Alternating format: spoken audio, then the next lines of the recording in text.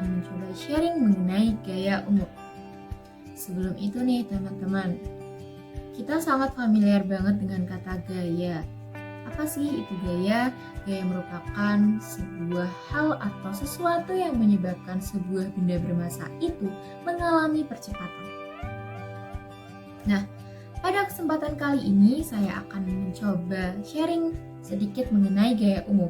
Sebelum itu, kita akan terlebih dahulu membahas mengenai koordinat umum. Seperti yang telah dibahas oleh kelompok sebelumnya, kita akan merefresh kembali sedikit. Nah, posisi partikel di dalam ruang itu dapat ditentukan melalui 3 koordinat, yaitu koordinat kartesian, polar, dan silinder. Nah, misal nih, ada Q1, Q2, Qn, inilah yang disebut sebagai koordinat umum.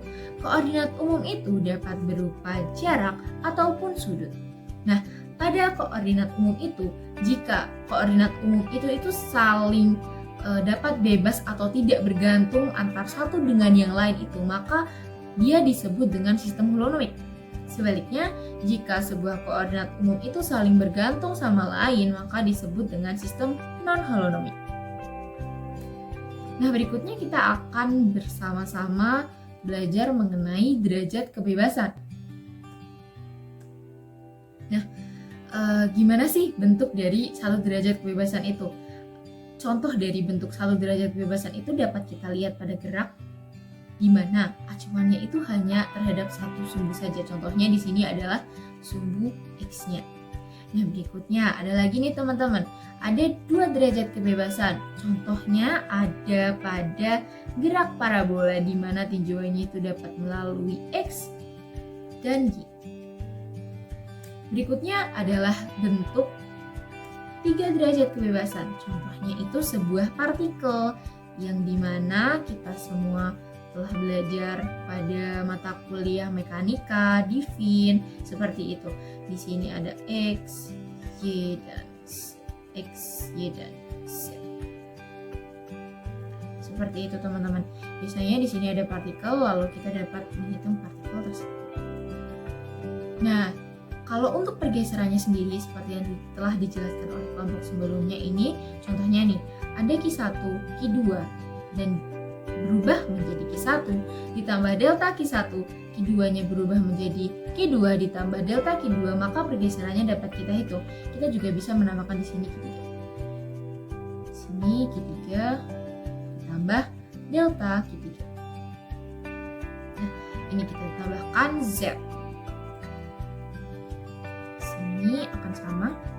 Jadi pergeseran pada X dapat dihitung dengan do X per do Q1 d Q1 plus do X per do Q2 d Q2. Karena ada tambahan Q3-nya, maka kita tulis lagi untuk Q3-nya Q3 d Q3. Maka dapat kita tuliskan sebagai berikut ini. Do X per do QK d QK. Nah, untuk variabel pergeseran terhadap X, maksud saya pergeseran terhadap Y dan Z dapat kita tuliskan sama dengan mengganti variabel X menjadi Y dan Z, seperti itu. Do Z do Kika.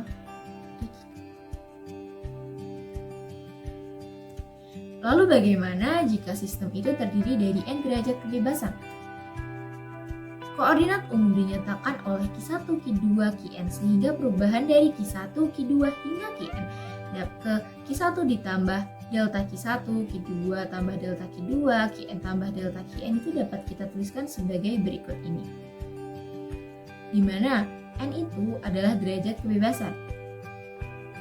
Mohon maaf, maksud saya N besar ini merupakan banyaknya partikel.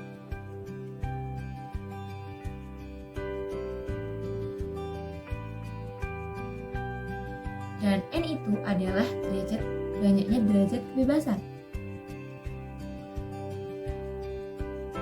Di mana N atau banyaknya derajat kebebasan ini dapat kita hitung dengan 3 dikali N. Sebanyak ini teman-teman. Lalu berikutnya kita akan membahas bersama mengenai gaya umum. Ketika sebuah partikel ini berpindah itu itu dapat kita hitung sejauh delta R. Dapat kita tuliskan besar usahanya yaitu delta W sama dengan F dikalikan delta R. Dimana kita pernah belajar waktu SMA, W sama dengan F kali S, konsepnya sama. Nah, di sini dapat kita tuliskan delta W sama dengan F dikali dengan delta R. Maka kita jabarkan terhadap sumbu X, Y, dan Z, maka akan menghasilkan Fx delta X ditambah Fy delta Y plus Fz delta Z. Lalu berikutnya, dengan menggunakan koordinat umum, dapat dituliskan sebagai delta W sama dengan sigma K sama dengan 1 hingga N, banyaknya partikel, Fx do X per do K, delta Kika Fy do Y per do Kika delta Kika plus Fz do Z per do Kika delta Kika. Lalu kita dapat mengeluarkan delta Kika, maka akan menghasilkan sigma K sampai K sama dengan 1 sampai N Kika delta Kika. Mana yang disebut gaya umum? Gaya umum itu adalah Kika itu sendiri. Jadi gaya umum atau Kika dapat kita tuliskan Fx do X per do Kika ditambah Fy per do Y per do Kika plus Fz do Z per do Kika. Nah, berikutnya gaya umum untuk N partikel. Gaya umum untuk N partikel tidak jauh beda terhadap gaya umum satu partikel. Nah, untuk N partikel ini seperti yang tadi pada penentuan koordinat umum itu terdapat tambahan yaitu di sini. Dimana kita buka ulang. Nah, di mana rumus do xi, do yi, dan do zi itu ada sigmanya. Sama seperti gaya umum untuk N partikel, maka dapat kita tuliskan menjadi sigma K sama dengan 1 hingga N, sigma I sama dengan 1 hingga N, Fxi do xi per do Kika ditambah Fy do yi per do Kika ditambah Fzi, mohon maaf, do Zi per do Kika dikalikan dengan delta Kika. Nah, yang disebut gaya umum pada N partikel adalah ini teman-teman. Di mana I-nya adalah sama dengan 1 hingga N atau banyaknya partikel. Lalu, bagaimana tentang gaya umum yang terjadi pada sistem konservatif? Jadi, sistem konservatif itu dapat kita tuliskan sebagai min do V. Kalau untuk X-nya, min do V per do X sama, setiap variabelnya hanya tinggal diganti saja. Lalu berikutnya, kita coba ambil salah satu yaitu X-nya.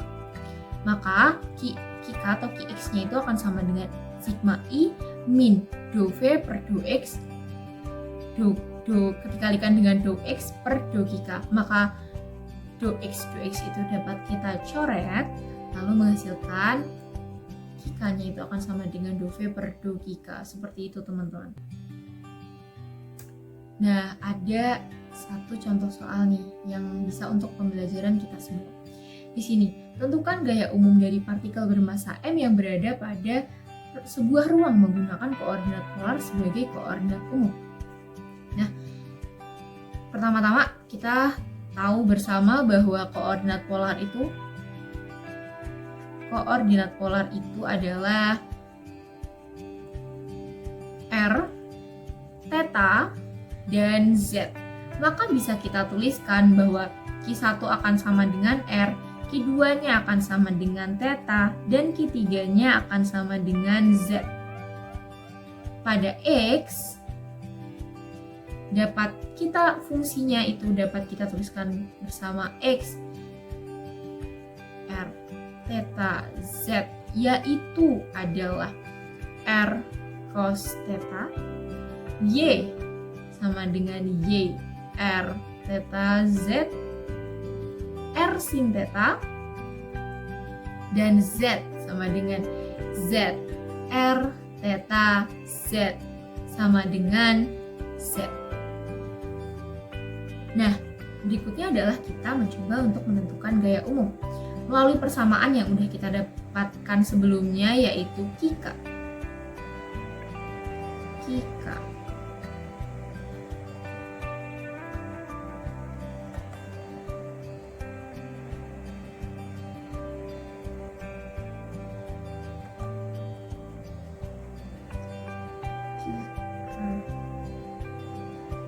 Maaf sebentar. Kika yaitu fx do x per do Kika ditambah fy do y per do Kika dan fz do z per do Kika. Nah, berikutnya kita coba untuk mencari Qr.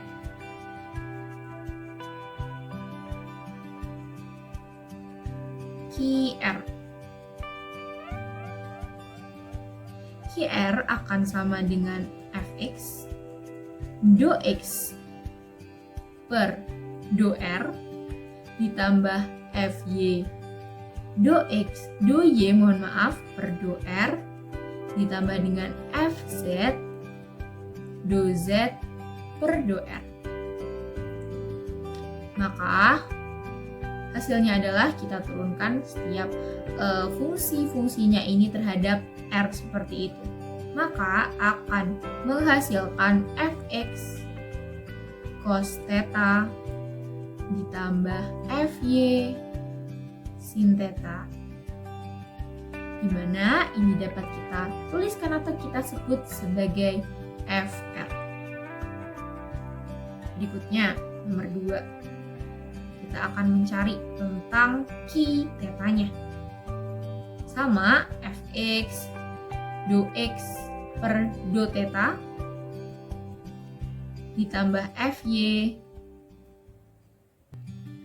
do y per do theta ditambah fz do z per do theta. Maka kita turunkan terhadap tetanya. Maka akan menghasilkan min r sin theta kita kalikan dengan fx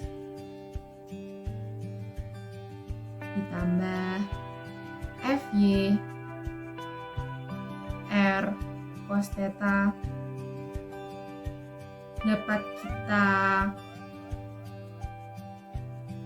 dapat kita satukan r-nya dapat kita keluarkan, maka akan menghasilkan min sin fx r dikalikan dengan min sin fx ditambah cos theta fy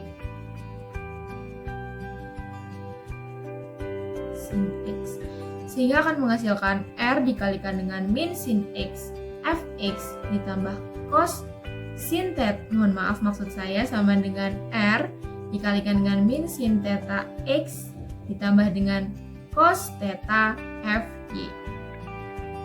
Lalu berikutnya yang terakhir untuk fz.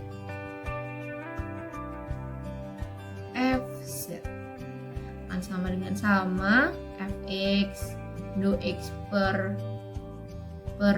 do z sama ditambah fy do y per do z ditambah dengan fz do z per do z, maka akan menghasilkan fz. Seperti itu teman-teman. Jadi bisa kita simpulkan bahwa tadi nih ketemu bahwa gaya umum pada R-nya adalah fx cos theta plus fy sin theta. Lalu untuk f theta-nya sendiri adalah R dikalikan dengan negatif sin theta fx ditambah dengan cos theta fy, dan yang terakhir untuk z-nya adalah fz itu sendiri. Seperti itu. Sekian presentasi yang dapat saya sampaikan. Mohon maaf apabila banyak kekurangan dalam presentasi kali ini. Semoga bermanfaat untuk kita semua. Wassalamualaikum warahmatullahi wabarakatuh. Sekian, terima kasih.